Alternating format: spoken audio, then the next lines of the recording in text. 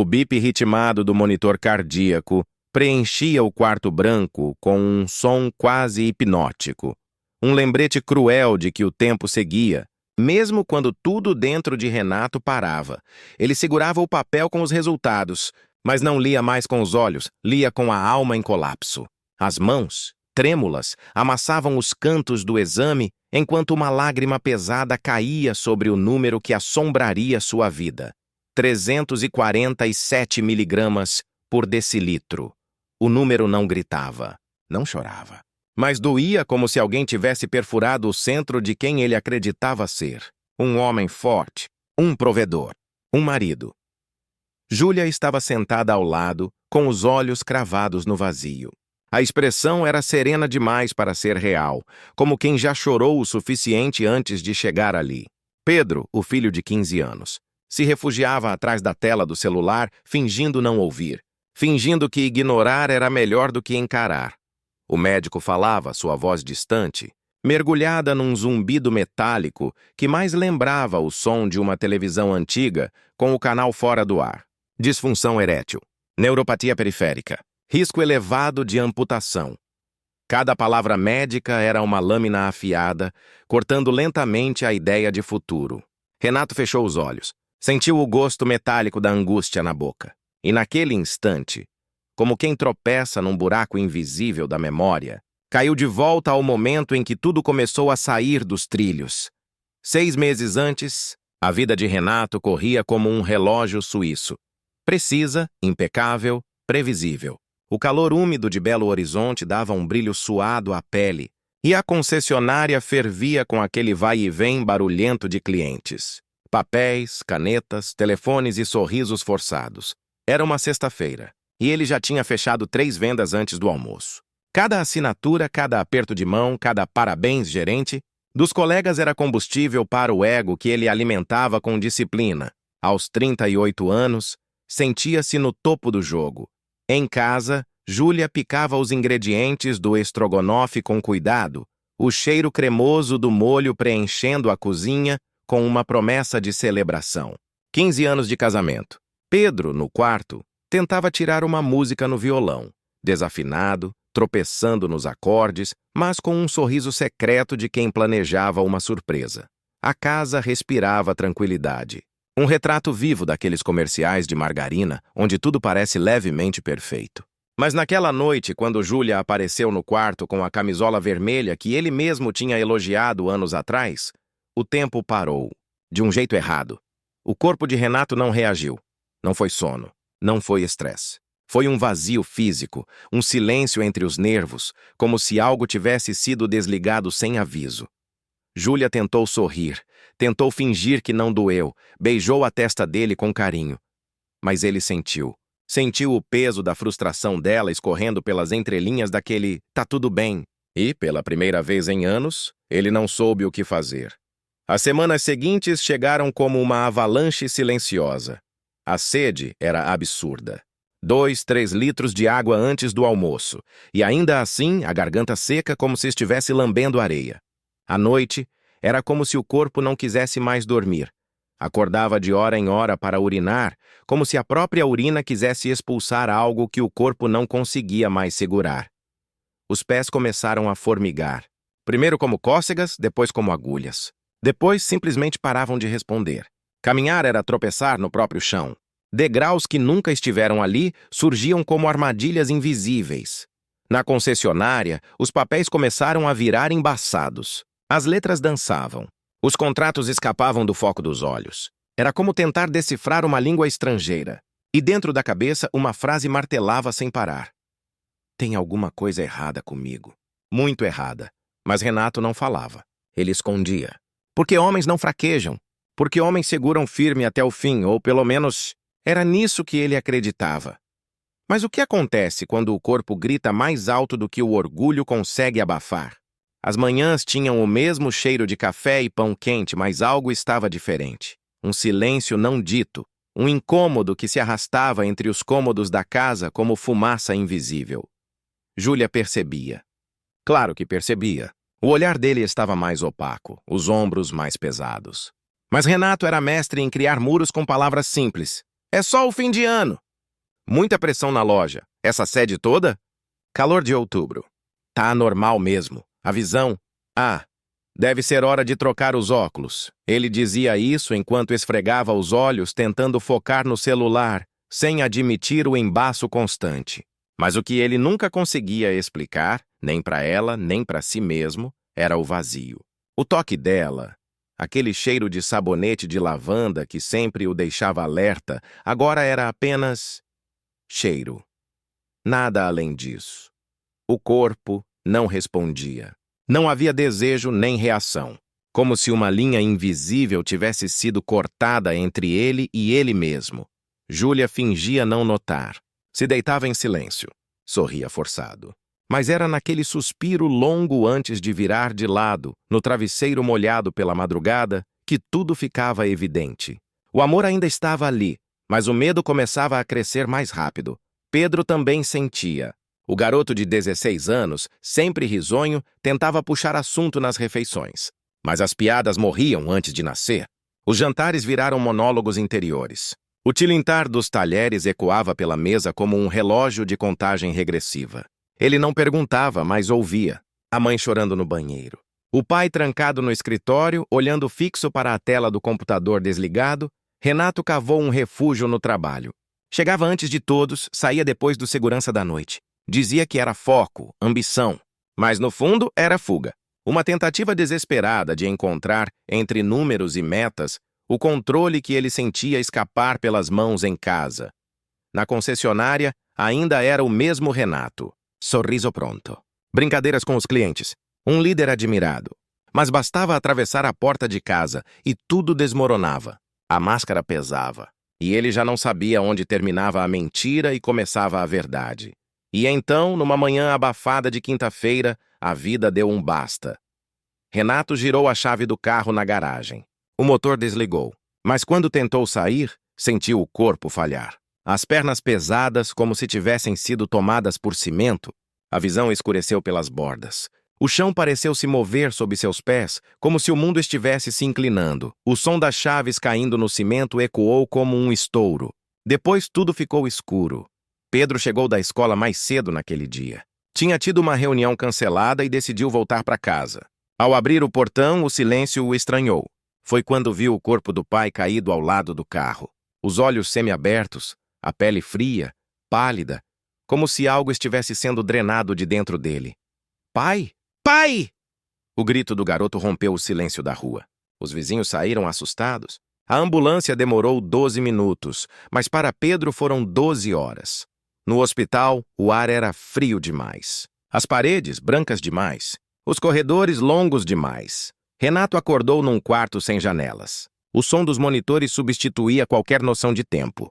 O médico que entrou parecia jovem, cansado, mas com aquele olhar treinado que carrega verdades difíceis. Os exames não mentiram. Glicemia em 347 miligramas por decilitro. Hemoglobina glicada em 11%.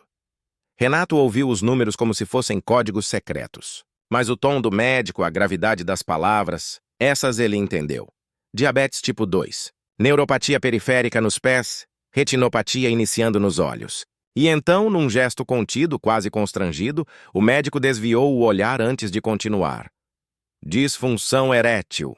É uma complicação vascular comum em casos avançados. Cerca de 75% dos homens. Renato parou de ouvir. Júlia apertou a mão dele, forte, como se quisesse dizer, estou aqui. Pedro desviou o olhar, fingindo observar algo pela janela. Mas seu reflexo dizia tudo. Ali, naquele instante, algo dentro de Renato quebrou. Não era só uma doença, era uma sentença. Uma redefinição brutal do que significava ser homem, marido, pai. E ninguém ali sabia como colar aquilo de volta. Mas e quando você descobre que não tem mais como voltar a ser quem era? O que sobra? O consultório era silencioso, exceto pelo som intermitente de uma caneta riscando anotações no prontuário. O Dr. Marcos falava com precisão quase matemática. Seu rosto não mudava, seus olhos pareciam não piscar. Era o tipo de médico que acreditava que informações bem organizadas doíam menos. Mas não doíam. Provavelmente o senhor já é diabético há 5 anos. O corpo compensou. Até onde pôde, as palavras saíam limpas, racionais. Mas em Renato explodiam como estilhaços. Dr. Marcos começou a listar os pontos em ordem. Glicemia, hemoglobina, glicada, colesterol, pressão. Os exames formavam um mapa minucioso do colapso, silencioso do seu corpo. Depois veio a receita. Uma folha que parecia mais um castigo. Metformina 2 vezes ao dia. Glibenclamida antes das refeições. Simvastatina para o colesterol. Losartana. Porque a pressão começa a subir. Cada nome difícil era um lembrete de que o tempo não voltou atrás. Cada comprimido, uma sentença sobre algo que ele perdeu sem perceber. Mas foi quando o médico falou da disfunção erétil que Renato parou de escutar. As palavras entravam, mas tudo dentro dele queria fugir. O doutor, num tom técnico e impessoal, começou a listar opções. Pílulas azuis, injeções no pênis, implantes, procedimentos. A boca de Renato secou. Cada sugestão era uma faca, como se a própria virilidade tivesse sido arrancada e agora fosse substituível por instrumentos clínicos. Como explicar isso para Júlia? Como dizer que, a partir de agora, o desejo teria que ser calculado? Que o toque não bastava mais? Que ele dependeria de miligramas e milímetros para tentar ser homem? Em casa, tudo se tornou uma coreografia desconfortável. Júlia ainda o tocava com ternura. O toque leve no ombro, os dedos nos cabelos. Dizia que o amava do mesmo jeito. Mas Renato via. Ele via. Nos olhos dela, nos gestos contidos, na forma como se arrumava para dormir e apagava o abajur rápido demais, ele fingia sono, ela fingia acreditar. Pedro também mudou. O menino expansivo, que antes dividia as novidades da escola, agora se fechava. Passava mais tempo no quarto do que no mundo. Numa noite, Renato o viu pesquisando diabetes tipo 2 no notebook. O rosto do filho iluminado pela tela, sombrio demais para sua idade. E então veio a raiva. A raiva de si mesmo, do mundo, da genética, do destino. Renato virou um soldado no próprio corpo. Cortou carboidratos com disciplina militar. Acordava antes do sol nascer para caminhar, mesmo com os pés dormentes e o ar parecendo ácido. Os remédios tomados no horário. A glicemia medida obsessivamente, 6 vezes por dia. Os dedos doíam de tanto furar. Cada gota de sangue era esperança. E frustração, 180 ao acordar, 300 depois do almoço, 70 durante a caminhada, tremores, suor frio. O pânico de desmaiar no meio da rua era como jogar dados com a própria vida. Nunca sabia o que o corpo entregaria. Júlia, paciente, sugeriu terapia de casal. Falou com doçura, com medo, mas Renato recusou com violência. A ideia de sentar diante de um estranho e confessar que falhou era intolerável. Eu não vou expor isso para ninguém, mas o que ele não dizia era o que mais o corroía. Não era só o corpo, era o que a doença levava com ela. A espontaneidade, o instinto, a conexão íntima. E então vieram as brigas. Estopins ridículos. A toalha molhada, o leite esquecido, o barulho da porta. Era como se toda a dor silenciosa tivesse que sair por algum lugar. E saía nos gritos, nos silêncios, nas portas trancadas. Numa noite, discutiram feio por causa da cor de uma cortina. Júlia chorava do lado de fora do escritório, batendo na porta com a mão tremendo. Pelo amor de Deus! Vamos conversar. Mas Renato estava do outro lado da madeira espessa, afundado num mundo virtual. Lia depoimentos em fóruns de diabéticos. Histórias de casamentos desfeitos, vidas sexuais perdidas, identidades despedaçadas, até que algo o parou. Um texto longo, escrito com detalhes de quem viveu aquilo de verdade. Um homem chamado Carlos, 45 anos, diabético há 10. Mas não era uma história de derrota. Carlos falava de recuperação, de reencontro com o corpo, de reaprender os próprios sinais. Nada de remédios caros, nada de implantes. Era sobre timing, sobre encontrar aquela janela rara em que o corpo ainda obedecia. Era sobre inteligência física, uma estratégia íntima com o próprio metabolismo. Renato leu o texto 3 vezes, e pela primeira vez em meses, algo acendeu dentro dele. Mas e se existir mesmo uma brecha, um caminho? E se ele ainda puder recuperar não só o corpo, mas a dignidade? As folhas impressas tremiam levemente entre os dedos de Renato. 20 páginas de uma história que não era dele, mas poderia muito bem ser. O depoimento de Carlos, marcado com caneta, grifos, anotações nas margens, era um mapa de volta ao que ele acreditava ter perdido. E no centro de tudo, um detalhe quase técnico, mas com o poder de mudar tudo: sincronização. Renato leu e releu cada linha como se estudasse um manual de sobrevivência. Carlos não falava em milagres. Falava em entender o próprio corpo como quem aprende uma nova língua, com paciência, repetição e atenção absoluta aos sinais mais sutis. Descobriu que havia uma janela estreita, entre 100 e 120 miligramas por decilitro, que surgia após exercícios moderados. Nesse intervalo, o corpo respondia melhor. O sangue fluía com mais liberdade. O toque voltava a ser toque. A sensibilidade, tão distante, começava a dar sinais de vida. Mas não era só isso. Era uma dança. A coreografia complexa da alimentação, do horário das refeições, da escolha dos nutrientes. Proteínas 2 horas antes. Carboidratos complexos em pequenas porções. Nada aleatório. Tudo cronometrado com a precisão de um maestro diante de uma orquestra caprichosa. Às 5 da manhã, Júlia encontrou o marido curvado sobre a mesa do escritório, cercado de gráficos desenhados à mão, anotações coloridas, tabelas de glicemia. O rosto dele estava sério, concentrado, mas havia luz nos olhos. Uma fagulha esquecida. Algo entre esperança e obsessão. Ela não disse nada. Só se aproximou. Passou os dedos pelos cabelos dele e ficou ali, respirando o mesmo ar de quem está pronto para recomeçar. E foi assim que começou. Uma reconstrução silenciosa e constante. Júlia virou parceira. Cronometrava refeições. Pesava porções. Caminhava ao lado dele com o mesmo tênis gasto, nos mesmos horários, mesmo quando chovia. Pedro, observador silencioso, acabou se envolvendo. Criou uma planilha no computador, programou alertas, fez gráficos de curva glicêmica. O que antes era um abismo entre pai e filho virou ponte. Os erros vieram. Muitos. Hipoglicemias de madrugada. Picos pós-jantar. Dias em que tudo parecia dar errado mesmo com disciplina. Mas também vieram descobertas. Renato passou a entender que sua glicemia matinal era sempre teimosa, que o almoço exigia atenção dobrada, mas que entre 7 e 9 da noite, depois da caminhada de 40 minutos e jantar leve, seu corpo abria uma janela rara, como um relógio suíço que, por breves instantes, funcionava perfeitamente. 3 meses depois, numa terça-feira qualquer, sem aviso ou preparação, o corpo respondeu, hesitante sim.